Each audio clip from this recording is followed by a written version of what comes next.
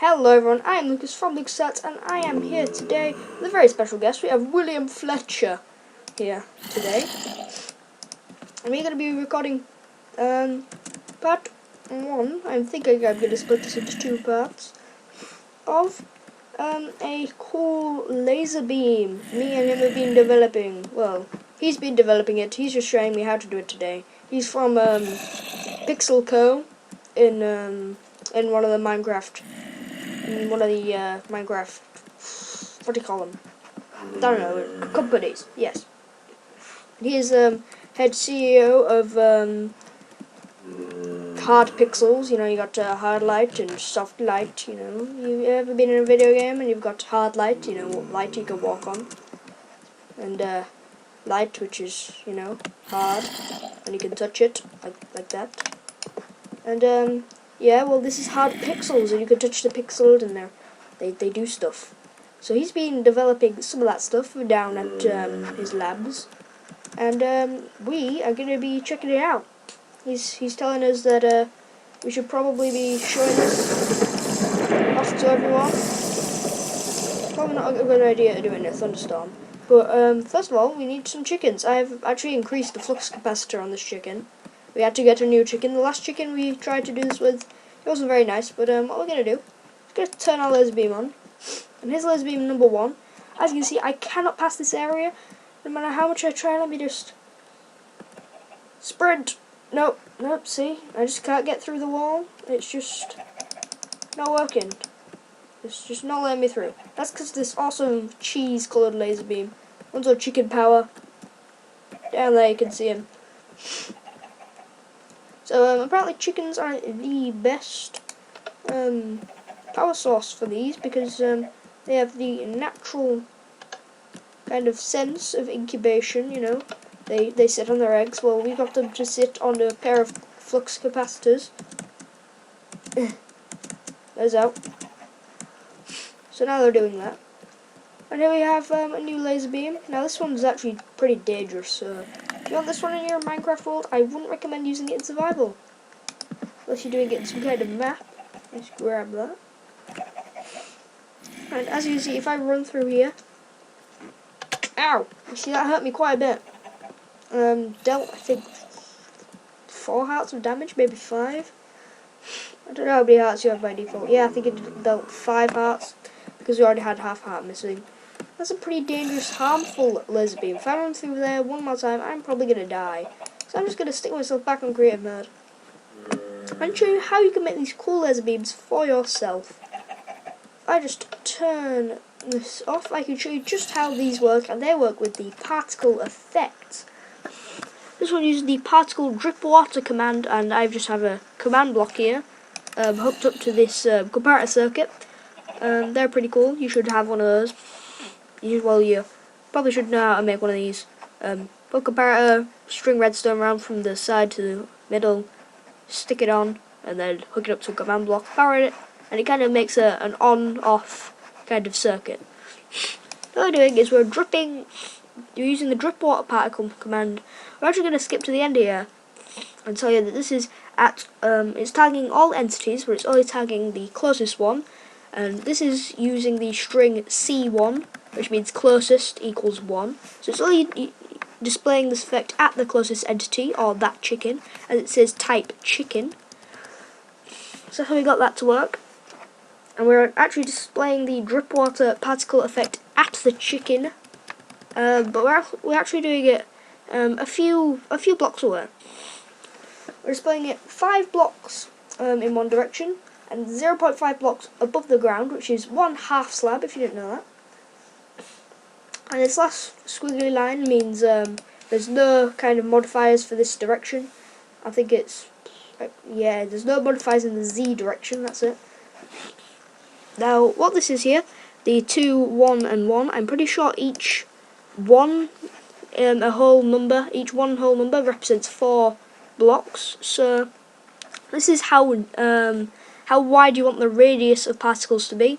I wanted it to be 2 lots of 4 long, which means 8 blocks long, and 0.1 blocks thick, meaning it will be very thin like a laser, and 0.1 1 blocks tall as well. So it's going to be like a very thin pinpoint laser like you saw earlier. This is just how long you want your particles to be there. The lower the number, the longer they will stay, which is why I went for 0.02. It's a pretty low number. And then here is how dense you want it to be.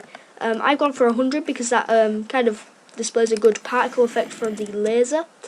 And yeah, that's kind of just my personal sort of preparations. But under here, as you can see, I have another command block, which is really simple. I just have the effect at entity closest, so it'll affect the closest entity with the instant damage effect, which is why when I ran over here, I got damaged. I triggered this with the tripwire, as this is almost hidden within those, within that kind of line of laser beams. However, I could have put down loads of iron pressure plates because, you know, this is all iron. So that's how that worked. I did the same thing over here with dish chicken. However, I used some barrier blocks to kind of stop you from getting through. So that's how I did that. So I gotta say, thanks William Fletcher, you really helped out there. And he seems quite moany-groany today. He's been grumbling at us, but what we're gonna do is we're gonna go over here. I think he's just kind of upset because we haven't been showing him off too much. Come on. He's pretty neat, isn't he? He's got his cool black sweatshirt, his boots, his patterned trousers. They're nice. His big cool green gloves. Which are obviously gloves. I mean, look at his face. He can't be a zombie. I mean, he's got a regular face. He's got this kind of green hazmat gloves on. So if you wanna come down this way, or do you wanna just chill out here for a bit? That's cool. And what I'm going to show you next is something else that this guy over here developed from Pixel Curve. The squid bomb, or squid smoke bomb. So let's activate this circuit here. It's the same one as we used before. However, I've got a different command in this command block. That'll let us use the squid bombs. So I'm just going to spawn a squid. As you see, it's a squiddy smoke bomb. Really fun to use. It's kind of a hiding kind of effort in Minecraft, almost like a smoke bomb. As you see, if the squid dies, the smoke clears. It makes it really hard to use kind of hand-to-hand melee combat.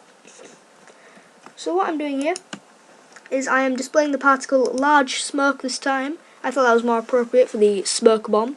I'm displaying it at the squid itself, which is why I have 3 regular squiggly marks here, rather than having different numbers. I just got it exactly at the squid. I've got it 2 by 2 by 2, which means 4 blocks by 4 blocks by 4 blocks. I don't think 4 blocks is an exact science to when it comes from the radius, but I'm pretty sure that's quite close.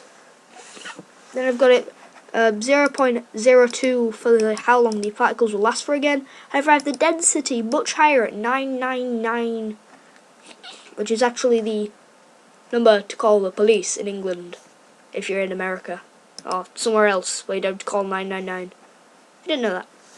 And it's displaying this at an entity, and it has to be the type squid. I did put C1 this time just so that you can have multiple squiddy smoke bombs around. So here it is. It's pretty big, and it will make melee combat really, really difficult. However, if I get quite far away, let's just run off in this direction. If I get quite far away like this, I can actually see it through the smoke. However, if I just get closely before the squid dies, the smoke effects... he's died before I even get close. The smoke effects would then reappear, making it much harder for hand-to-hand melee combat. And it's really good for just kind of throwing down and then running out of battle, and then, you know, the attackers will be running around in the smoke trying to find you while you can sneak off. You can even just place them in like a big path like this to kind of cover yourself as you run away. But I'm just going to type /kill at a type equals squid. There we go. Be gone, lag. So there we go. That's just the command you can type in to get rid of all the squid bombs on your world.